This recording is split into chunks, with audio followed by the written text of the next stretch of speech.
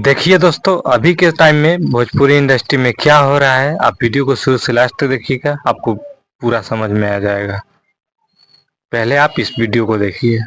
एगो गाना है प्रमोद प्रेमी का, सोना सड़िए में परी लगेलू, झुंझुनुआ तुमको गाना है अहिरान के जान लगेलू, तुमको गाना है पासवान के जान लगेलू, तुमको गाना है चमरान के जान लगेलू, तुमको गाना है वीडियो के माध्यम से कितना बड़ा समझ रहे हो ना, जो है चोरी करना है, समझ रहे हो ना। कोई इंडस्ट्री वाले तुम लोग को है नहीं फटाफट समझदार होंगे, चांदी समझ थोड़े में हो आ कि तुम लोग का जाएगा। गाना परिवार में बजेगा। कंट्रोवर्सी करना है, फेसबुक पर आकर रोना है, दारू पी के लाइव आ जाना, समझे।